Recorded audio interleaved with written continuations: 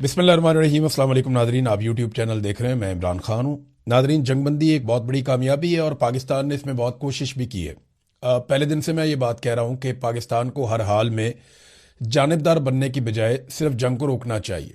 कल के दिन में पाकिस्तान में ये पैगाम भिजवाए गए, पाकिस्तान की मीडिया को मजबूर किया गया पाकिस्तान की एस्टेब्लिशमेंट की जानिब से कि वो एंटी ईरान बयानिया अब बनाएं, और ईरानी सहाफ़ियों को मीडिया पे लेने से भी मना किया गया।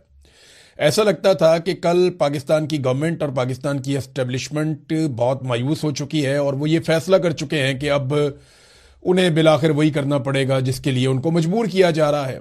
शहबाज शरीफ ने कहा था कि बेगर्स आर नॉट चूजर, वो बात ठीक है, लेकिन किस्मत की देवी मेहरबान हुई और अल्लाह ताला का शुक्र है कि दुनिया जंग से खात्मे की तरफ गई और उसमें डोनाल्ड ट्रंप बहुत बड़ी मुसीबत में फंस गया।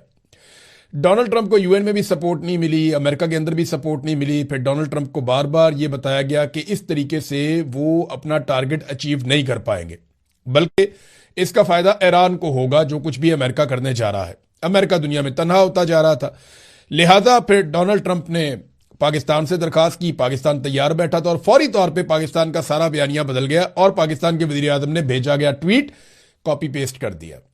ये पाकिस्तान को बहुत बड़ी इज्जत मिल जाती, बल्कि मिली है पाकिस्तान को इज्जत। पाकिस्तान एक बड़ा इंपॉर्टेंट मुल्क है, पाकिस्तान की बड़ी अहमियत है। हम एक एटॉमिक पावर है, हमारे पास एक बड़ी फौज है, एक बड़ा मुल्क है जहां बहुत सारे वसाइल हैं। 25 करोड़ लोग पाकिस्तान में रहते हैं, कोई छोटा मोटा मुल्क नहीं है, एक बड़ा और तगड़ा मुल्क है। पूरी दुनिया में पाकिस्तानी शहरी रहते हैं, 1 करोड़ के करीब पाकिस्तानी पूरी दुनिया में फैले हुए हैं।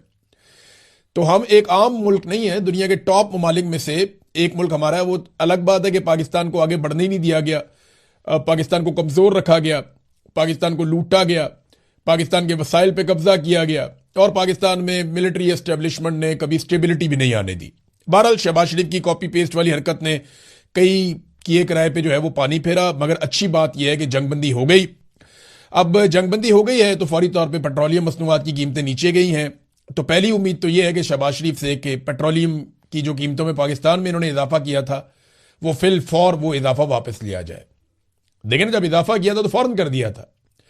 हालांकि इन्हें बताया जा रहा था कि पुराना पेट्रोल अभी मार्केट में पड़ा हुआ है, अभी पाइपलाइन में पड़ा हुआ है, आपके पास बहुत सारा पेट्रोल मौजूद है, ये हरकत ना करें। तो इन्होंने कहा नहीं जी, हमने तो आइंदा भी तो खरीदना होता है, तो हम अभी महंगा करेंगे। इन्होंने पहले ही महंगा कर दिया। अब इसी तरह से जब पेट्रोल सस्ता हो रहा है आलमी मंडी में तो इनको फौरी तौर पर सस्ता करना चाहिए। और याद रहे, इस पूरी जंग के दौरान कभी भी पेट्रोल उतना महंगा नहीं हुआ जितना महंगा इमरान खान साहब के दौरे हुकूमत में हो गया था। लेकिन इमरान खान के दौर में जब उन्होंने इक़्तिदार छोड़ा तब भी जो पेट्रोल की हाईएस्ट प्राइस थी वो 150 रुपए फी लीटर थी। तो आज तो फिर 150 से नीचे जानी चाहिए, क्योंकि अभी तो उससे कम कीमत है पेट्रोलियम मसनूआत की और लगातार नीचे की तरफ जाएगी। तो ये पाकिस्तानियों को इसका बेनिफिट मिलना चाहिए, तभी पाकिस्तानी खुश होंगे और पाकिस्तानी इसको सेलिब्रेट करेंगे। बहरहाल जंगबंदी हो गई। अमेरिका की जानिब से अलग अलग बयान आ रहे हैं कि किसका क्या किरदार था। पाकिस्तान के प्राइम मिनिस्टर ने दोस्त ममालिक का शुक्रिया भी अदा किया। तमाम लोग जिन्होंने इसमें मेहनत की उन सब का शुक्रिया अदा किया। सब एक दूसरे का मुबारकबाद दे रहे हैं, एक दूसरे का शुक्रिया अदा कर रहे हैं। लेकिन सबसे पहले जो शुक्रिया अदा किया जाना चाहिए वो पाकिस्तानी कौम का शुक्रिया अदा किया जाना चाहिए, जिसने पाकिस्तान की हुकूमत को और रजीम को मजबूर किया कि वो जानिबदारी के बजाय जंगबंदी की तरफ आगे बढ़े।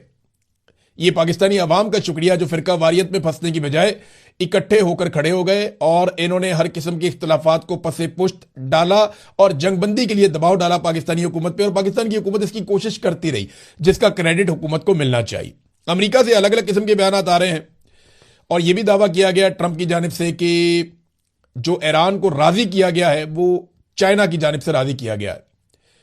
यानी अब यह कहा जा रहा है कि चीन भी इसमें एक गारंटी है, यानी चीन की जानिब से भी इसमें एक गारंटी शामिल है कि अब ये जंगबंदी जो है वो लंबी चलेगी और दोबारा लड़ाई नहीं होगी और जो ईरान के मुतालबात हैं उनके ऊपर गौर किया जाएगा और ईरान को बहुत कुछ इसमें मिल भी जाएगा। अमेरिकन बयान दे रहे हैं कि हम जीत गए हैं, हमने तबाही फेर दी है, हमने ईरान की सलाहियत खत्म कर दी है, अब वो कभी भी एटमी कुव्वत नहीं बन सकेगा। वो तो आयतुल्लाह अली खामनाई जब जिंदा थे तो उन्होंने ये फतवा दिया हुआ था कि ईरान कभी भी एटमी कुव्वत नहीं बनेगा। वो तो उन्होंने वैसे भी नहीं बनना था। फिर उन्होंने ये कहा जी कि ईरान ने मिन्नत तरला किया, उसके बाद फिर हमने जंगबंदी की है तो हम बड़े ताकतवर हैं, हमने अपनी ताकत का सिर्फ 10% इस्तेमाल किया, हमने ईरान को मुकम्मल शिकस्त दी है, हमें बहुत बड़ी कामयाबी मिली है, डोनाल्ड ट्रंप ने वो कर दिखाया। जो कोई भी अमेरिकी सदर कभी भी नहीं कर सका। 40 दिनों के अंदर डोनाल्ड ट्रंप ने करिश्मा करके दिखा दिया। ये अमेरिका के स्टेटमेंट है, ऊपर नीचे आ रहे हैं, डोनाल्ड ट्रंप के अपने स्टेटमेंट भी आ रहे हैं। डोनाल्ड ट्रंप ने एक तो ये भी कह दिया जो ईरान को हथियार देंगे उनके ऊपर 50% टैरिफ भी हम लगा देंगे। लेकिन असल में क्या होने जा रहा है वो मैं आपको बता देता हूं कि देखें, इसराइल का, मैंने कल भी आपको कहा था जब ये जंगबंदी हुई थी, तो मैंने आपको यही बात कही थी पिछले वीलॉग में कि इसराइल पे नजर सबको रखनी पड़ेगी।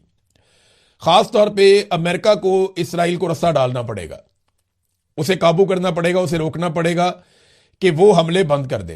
क्योंकि ईरान ने जो अपनी शराइत दी हैं उनमें एक शर्त यह भी है कि लबनान के ऊपर फौरी तौर पे जो इसराइल हमले कर रहा है वो भी बंद किए जाए। लबनान में हिजबुल्लाह की और इसराइल की लड़ाई चल रही है। हिजबुल्लाह ने इस जंगबंदी का खैर मकदम किया और हिजबुल्लाह ने फौरी तौर पे जंगबंदी कर दी है। अब अमेरिकी मीडिया ये रिपोर्ट कर रहा है कि हिजबुल्लाह की जंगबंदी के बावजूद अमेरिकी मीडिया के मुताबिक इसराइल जो है वो हमले कर रहा है। और इसराइल के जो चीफ ऑफ जनरल स्टाफ हैं उन्होंने कहा कि वो पूरे अज़म के साथ शुमाली इसराइल के शहरियों की हिफाजत के लिए हिजबुल्लाह पर हमले जारी रखेंगे। और इस वक्त इसराइल लबनान पे शदीद तरीन हमले कर रहा है और ये हमले बंद करना जंगी शराइत में शामिल था। अब अगर ये शर्त पूरी नहीं की जाती तो फिर ईरान की जो फारस न्यूज एजेंसी है उन्होंने एक दावा किया ईरानी मिलिट्री सोर्सेज की जानिब से कि इस पर ईरान अपने रद्दअमल की तैयारी कर रहा है कि अगर इसराइल बाज नहीं आता और वो लबनान के ऊपर या हिजबुल्लाह के ऊपर लगातार अपने हमले जारी रखता है शहरियों पर, तो फिर ईरान रिटेलिएट करेगा। देखिए, जंगबंदी के बाद भी धमाके होते रहे। कुवैत ने इसकी शिकायत की है, बहरीन ने की है, यूएई के अंदर शिकायत की गई है, ईरान के अंदर शिकायत की गई है। ईरान में एक और हमला किया गया और ईरान का एक जजीरा है जहां पे एक अटैक होता है। Lavan oil refinery, Lavan oil refinery है, यहां पे अटैक होता है सीज फायर की अनाउंसमेंट के बावजूद ईरान पे। उसके बाद ईरान अटैक करता है, 2-3 मुल्कों में उसके ड्रोन जाते हैं, वहां जाकर हिट करते हैं। लेकिन देखिए, जंगबंदी जब होती है इतने बड़ी जंग के बाद तो इस तरह के इक्का दुक्का वाकयात होते हैं। इनको आप जंगबंदी की ऐसी खिलाफ वर्जी नहीं कह सकते। लेकिन जो इस वक्त इसराइल पॉलिसी के तहत लबनान में कर रहा है वो बहुत खौफनाक है। उसको पूरा वेस्टर्न मीडिया रिपोर्ट कर रहा है और वो ये बता रहे हैं कि सैकड़ों लोग मुतासिर हुए हैं एक दिन में। यानी अब तक इसराइल ने लबनान पे कोई भी ऐसा खौफनाक हमला नहीं किया था जो हमला इसराइल ने लबनान पे अब कर दिया। इस हमले की शिद्दत इतनी ज्यादा है और इतना शदीद हमला है कि सैकड़ों शहरी जो है उनके बारे में बताया जा रहा है वो या तो शहीद हो गए हैं या जख्मी हो गए हैं। और नुकसान का अंदाजा लगाने के लिए भी वहां जाना मुश्किल है क्योंकि बड़ी शदीद बमबारी इसराइल कर रहा है इस वक्त। ये लबनान से खबरें आ रही हैं। अब इसके ऊपर ईरान रद्दअमल देगा। अमेरिका को फौरी तौर पे इसराइल को रोकना पड़ेगा। अब नाज़रीन आ जाए आबनाए हुर्मुज़ पे। ये वो एक नुक्ता था जहां पे आगे सबके सींग फंस गए थे। अमेरिका की बड़ी बेइज्जती होती थी अगर आबनाए हुर्मुज़ नहीं खुलती। उधर ईरान जो है वो उसको जकड़ के बैठ गया था, हम इसको नहीं खोलते। अच्छा नाज़रीन, इसमें एक दावा किया जा रहा है कि अब ईरान यहां पे पैसा वसूल करेगा। ईरान यहां पे $1 फी बैरल लेगा और कोई कहते हैं इसके अलावा भी फीसें होंगी और ये पैसा ईरान अपने इंफ्रास्ट्रक्चर के ऊपर इस्तेमाल करेगा। तो ये सोने की एक चिड़िया है जो उनके हाथ लग गई है और उन्हें आइडिया हो गया कि यहां से वो पैसे कमा सकते हैं। वो एक मिसाल है ना कि कुब्बे को लात मारी, उसका कुब भी निकल गया। तो ये ईरान को एक फायदा है। कुछ आलमी रिपोर्टें हैं वो ये दावा करती हैं कि ईरान यहां से $500 अरब का टूल इकट्ठा कर सकता है।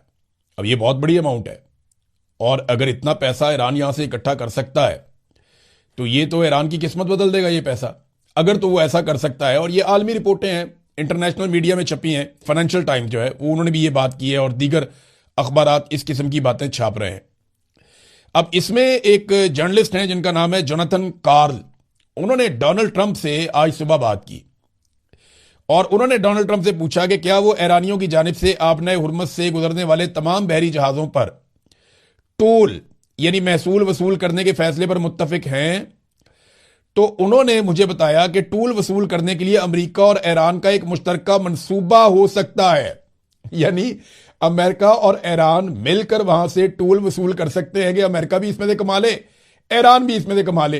तो अरब ममालिक को क्या मिला? बड़ा सवाल तो यह है। लेकिन चले पहले पूरा स्टेटमेंट आप देख लें। हम इसे एक मुश्तरका मंसूबे के तौर पर करने का सोच रहे हैं। यह इसे महफूज बनाने का एक तरीका है और बहुत से दूसरे लोगों से भी महफूज रखने का एक तरीका है। यह एक खूबसूरत चीज है। ये डोनाल्ड ट्रंप ने कहा। कल तक डोनाल्ड ट्रंप ईरान के साथ जंग लड़ रहा था, आज ईरान के साथ मिलकर पैसे कमाने की बात कर रहा है। और ईरान को मुझे नहीं लगता कोई ऐतराज होना चाहिए। अगर तो वहां पे एक इंटरनेशनल मैकेनिज्म के तहत ईरान पैसे बनाता है और वो पैसे ईरान की इकोनॉमी में जाते हैं, तो ईरान को क्या फर्क पड़ता है? 500 अरब डॉलर की बात हो रही है। अगर इसमें से अमेरिका भी अपना हिस्सा ले जाए, ओमान भी अपना हिस्सा ले जाए, तो एक बड़ा शेयर तो ईरान को मिल ही सकता है। अरब ममालिक के लिए मुसीबत बन गई। देखिए, अरब ममालिक जंगबंदी का तो खैर मकदम कर रहे हैं। वो ये कह रहे हैं जी बहुत अच्छी बात है, जंगबंदी हो गई, और वो सबको सराह भी रहे हैं, सबका शुक्रिया भी अदा कर रहे हैं। डोनाल्ड ट्रंप का भी उन्होंने शुक्रिया अदा किया, पाकिस्तान का भी उन्होंने शुक्रिया अदा किया। लेकिन एक बात पे आके अरब ममालिक की भी सुई अड़ जाती है। सऊदी अरब की वजारत खारजा ने जो स्टेटमेंट दिया, उन्होंने कहा जी वो चाहते हैं कि आबनाए हुर्मुज़ अक़वाम मुत्तहिदा के कानून बराए समुद्री हदूद 1982 के तहत खुला रहे। यानी जैसे पहले आबनाए हुर्मुज़ खुली हुई थी, बिल्कुल वैसे ही आबनाए हुर्मुज़ खुली रहे और किसी किस्म की बंदिश ना हो, कोई वहां पे टोल वसूल ना करे। ईरान ये कह रहा है कि जनाब हम इसको खोलेंगे जरूर, हमारा जब फ्रेमवर्क तैयार हो जाएगा, इत्तफाक़े राय हो जाएगा मुज़ाकरात के लिए अमेरिका के साथ, तो हम इसको जरूर खोलेंगे आबनाए हुर्मुज़ को, मगर ये ईरानी फौज के साथ कोऑर्डिनेशन की लाजमी शर्त के तहत होगा। यानी आबनाए हुर्मुज़ को 2 हफ्ते के लिए हम खोलेंगे, लेकिन शर्त क्या होगी कि ईरानी फौज के साथ ये सारा कोऑर्डिनेटेड होगा और ईरानी फौज की कोऑर्डिनेशन में ये आबनाए हुर्मुज़ खुलेगा। ऐसा नहीं है कि पहले की तरह ओपन हो जाएगा। वो ईरान ने पहले भी कहा था कि आबनाए हुर्मुज़ उस शक्ल में कभी वापस नहीं जाएगा जिस शक्ल में किसी दौर में हुआ करता था। ईरानी सदर का भी नाज़रीन एक स्टेटमेंट आया, ये स्टेटमेंट भी मैं आपको पढ़ के सुना देता हूं। ईरान के मतलूबा अवामी उसूलों की कबूलियत के साथ ये जंगबंदी हमारे अजीम शहीद कायद खामनाई के खून का समर और तमाम अवाम के मैदान में हाजिर रहने का नतीजा है। वो ये कह रहे हैं कि ये जो हमें कामयाबी मिली है, ये हमारी शराइत पे मिली है और इसकी वजह आयतुल्लाह अली खामनाई की शहादत है, उनकी कुर्बानी है और अवाम का इकट्ठे रहना है।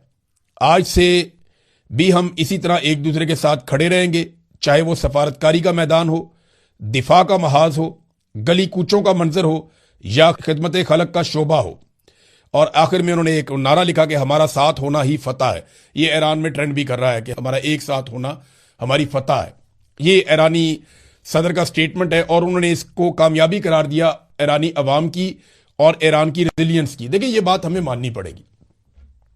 डोनाल्ड ट्रंप को मुज़ाकरात की टेबल पे जिस तरीके से आना पड़ा और ईरान की शराइत माननी पड़ी और पाकिस्तान को फेस सेविंग के लिए उसे राब्ता करना पड़ा।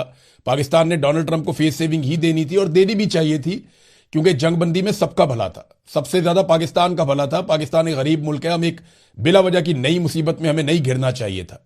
जंगबंदी शानदार चीज है और पाकिस्तान को इसका बहुत फायदा भी होगा। अब पाकिस्तान को ईरान से तेल भी लेना चाहिए, रशिया से तेल भी लेना चाहिए, चीजों को नॉर्मलाइज करना चाहिए। ईरान पे से पाबंदियां उठेंगी तो हमारी जो गैस पाइपलाइन है वो भी आगे बढ़ेगी और पाकिस्तान को इसका बहुत फायदा होगा। पाकिस्तान को फायदा होगा तो हर पाकिस्तानी को फायदा होगा और हर पाकिस्तानी को इस पर खुश होना चाहिए।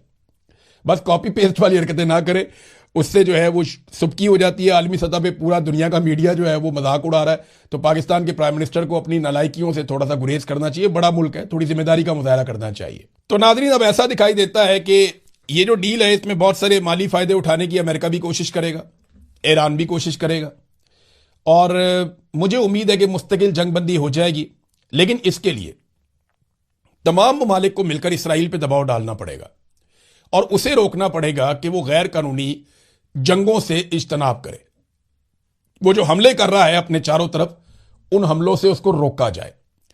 अब अगर इसराइल नहीं रुकता ना, तो अमेरिका को चाहिए फिर 2-4 दिन जो है वो बीच में से निकल जाए और ईरान को इसराइल के साथ निमट लेने दे।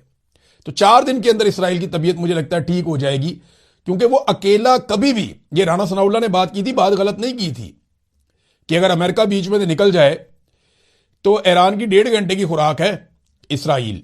ये बात राना सनाउल्लाह ने बिल्कुल गलत नहीं की थी, वो बात उनकी ठीक है। और अगर वाकई में अमेरिका ये चाहता है कि इसराइल को कंट्रोल किया जाए, तो फिर एक आधे दिन के लिए इस लड़ाई में से बाहर निकल के ईरान को जरा फ्री हैंड दे दे तो इसराइल बात मानना शुरू हो जाएगा। ये बात ठीक है। देखिए ना, डोनाल्ड ट्रंप ने तो बात मान ही ली है ना, तो इसराइल भी मान ही लेगा। अब तक के लिए इतने, अपना ख्याल रखिएगा, अपने चैनल का भी। अल्लाह हाफिज़।